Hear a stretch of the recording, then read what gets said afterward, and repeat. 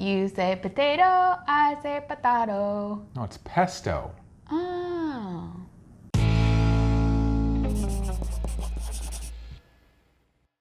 Welcome to Crocks in the Kitchen. I'm Jessica. And I am Brian. I don't know why you said I'm Jessica. I don't know. I was kind of blinking and I was like, what's happening? But yes, welcome to Crocks in the Kitchen.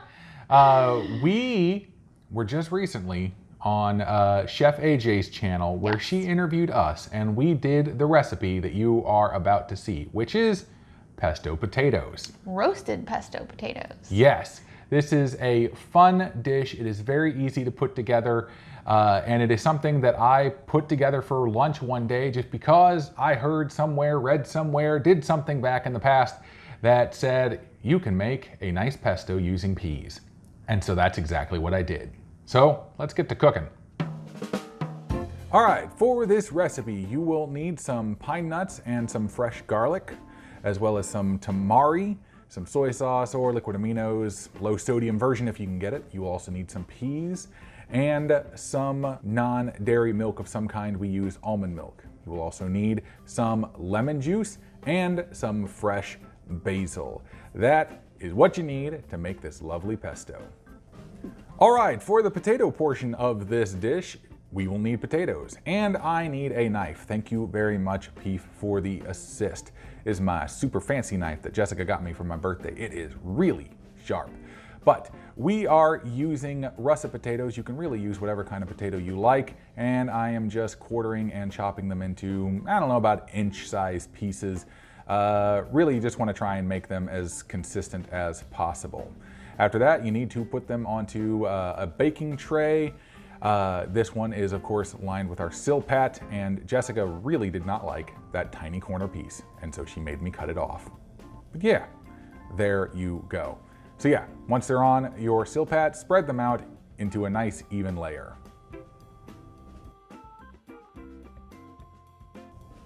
After that, you will put them into the oven, which was set at 400 degrees for 45 minutes.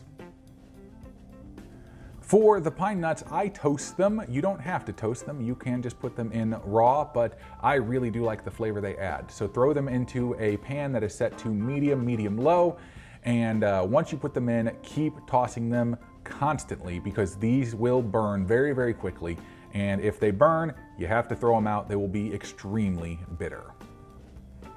But really, this is what you're looking for, sort of a nice golden brown color on those pine nuts. Now to put the pesto together, go ahead and add in the cup of peas. We used frozen peas that were thawed out, but you can use whatever kind of peas you want. After that, toss in the basil. I mean, I didn't mean literally toss in the basil.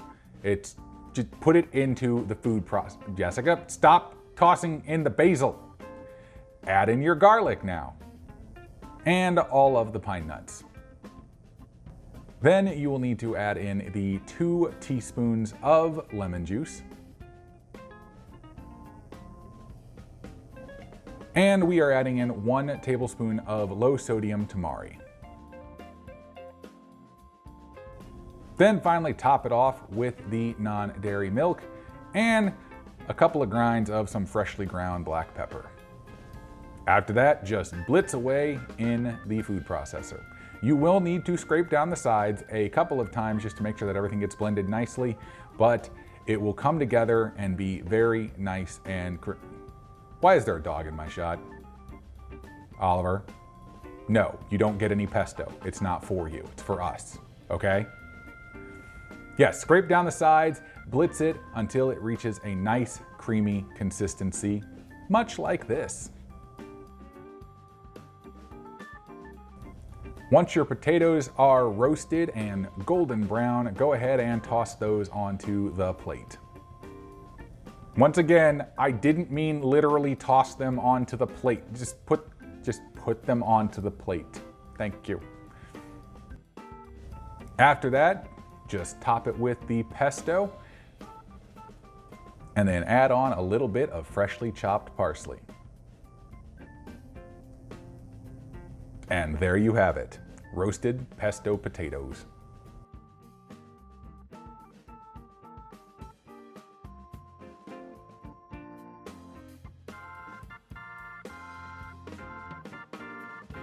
So there you have it.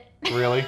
Just gonna jump in there like that? Very, very simple recipe. This pesto can be used on practically anything. We just really like it on the potatoes because it's easy to roast them and top them off, and it's not just like something that's more processed like pasta. But we've made this pesto several times in the last week because we were taking photos of it. We were trying out the recipe just a million times, and we actually ended up earlier today, putting it on some of Brian's black bean umami burgers. So we made like a pesto burger. So we very nice. Yes, we put it on the bun. It was super good on the burger. So we'll link to that burger recipe if you haven't tried that out. Those are my favorite burgers ever. Like, they're so good, but they taste really good with this. So I'm excited to see what else we can use this lovely little sauce on. But today we're eating it on, of course, potatoes, which we don't eat a lot of potatoes on here. We started out, with our 2 weeks of with potatoes. our 2 weeks of potatoes. We did go through a little phase of doing a million potato videos. So we do have a lot of, like,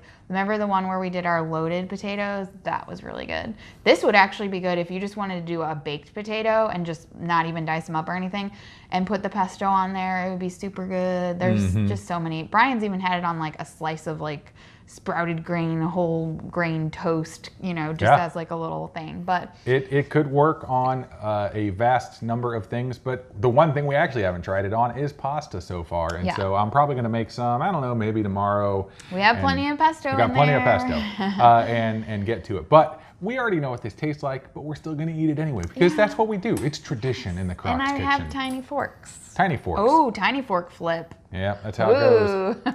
So the one thing I actually quite like about this, and this was Jessica's addition to it, was the parsley.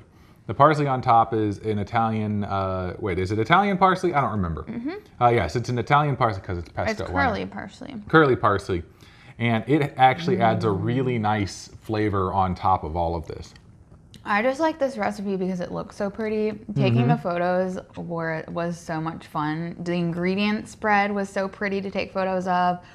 And I'll give you a few so you can put them on the screen now. But the ingredient spread, and I just love like putting together all those little photos and stuff. But just the green and how it pops, and it was so good. The thing that I really like about this is that it's got that spiciness from the basil. It's got the sweetness from the peas. And it's got this just really, really lovely just flavor overall and like creaminess and smoothness. It doesn't have this overwhelming flavor of peas. It's just, I don't even know. Honestly, if you didn't tell me there were peas, like if I didn't know, I don't think I would pick out. But I'm not great at like picking out flavors. Like Brian would probably be able to tell, but I wouldn't. So it would be hard for me to actually tell. It's super good. Potatoes are perfectly roasted. Yeah, that's a really nice, simple way of doing the potatoes. Just nothing on them, just roast them up, and then you can add whatever toppings you want. And obviously, the only source of sodium in this is from the tamari. Like, I didn't put anything on the potatoes. There's no added salt. Like, it's just all in all really, really flavorful, really got a punch to it, and just amazing. Like, I mean, obviously we've been eating it for the last week, so. Yes, it's one of those simple things that kind of just comes together and just, it was a perfect combination. Like he said, he was eating it for lunch and I took one bite of it. And sometimes he makes some weird concoctions for lunch, okay? True. Like, we usually don't eat lunch at the same time, and so even though we're home all the time now, but like he'll eat lunch and what you call lunch. It's like usually at like 2 or 3 in the afternoon. And I'm just like, what did you make? And I'm kind of leery sometimes to take a bite. And I know you guys are gonna think that's crazy because he makes a lot of really good things, but he makes a lot of weird things too in the process. And we have very different tastes actually. It's true.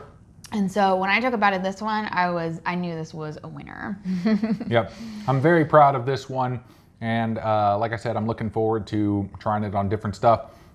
I really want to make this recipe for like my family members, maybe for like the next get together whenever that actually happens in this world. But I love this dish. It's really, really good. It's really, really simple, and it works. Yeah, so let us know if you try it out. Definitely hit us up on social media. You can always contact me on Instagram, Brian on Facebook, but we love seeing all the photos that you guys post and tag us in and all that.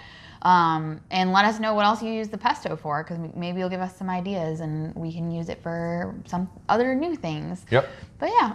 Also, it works really well as a base for other things. I've added in some sun-dried tomatoes and done some stuff, like I chopped up some olives one time and put that on there. Yeah. Works really, really well for a bunch of different things. So definitely try this one out. But let's get to the close. Yep. Subscribe to the channel if you haven't done so already, and click the bell that is right next to it so you get notified whenever we post a new video, just like this one. She already told you about the social media stuff. That's Facebook and Instagram. You message us on there, post pictures, all that sorts of fun stuff. Like and share the video. It really does help grow the channel and get more of our recipes and more of our videos out there to different people who may not know about the whole food plant-based lifestyle. And hopefully you get it in front of somebody who doesn't know anything about a whole food plant-based lifestyle and they're like, wow, that looks amazing. I want to try that. That's the goal I'm going for. But I think that's all I got. That's definitely all I got. We will see you next time on Crocks in the Kitchen. Bye. Potato.